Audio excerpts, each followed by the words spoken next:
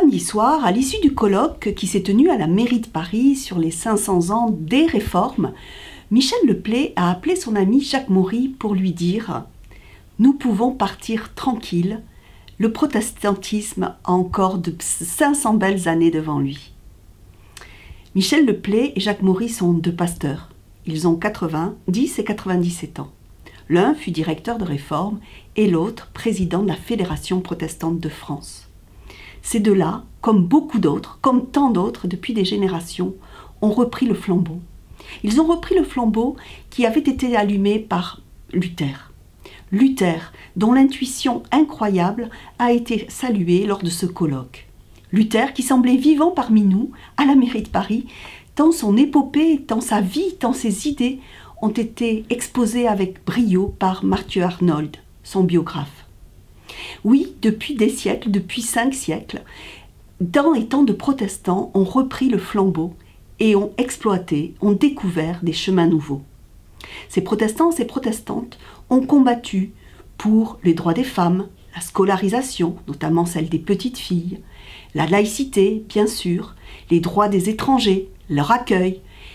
Aujourd'hui, beaucoup sur le climat, des protestants, des protestantes qui ont exploré donc ces chemins nouveaux. Tous ces engagements au service de la cité, au service du prochain, ont été portés par une foi, une confiance inébranlable.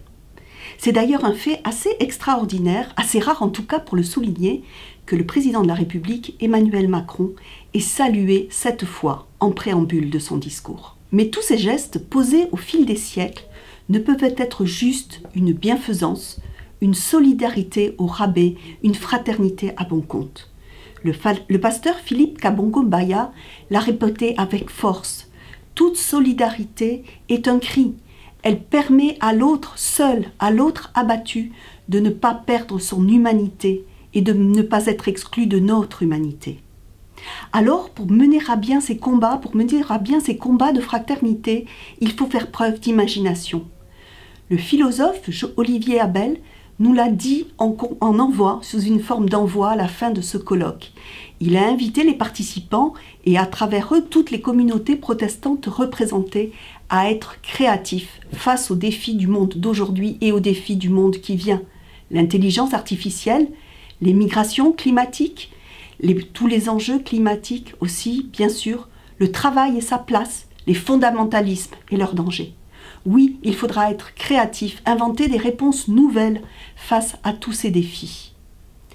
Il faudra aussi, de ces défis, savoir continuer à en débattre.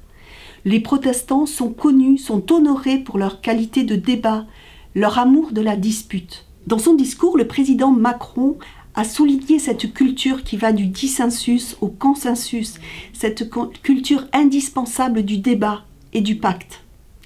Dans un gentil clin d'œil pour Réforme, il a parlé de notre foisonnement intellectuel, le foisonnement intellectuel de votre hebdomadaire. Ce pari, nous continuerons à le tenir.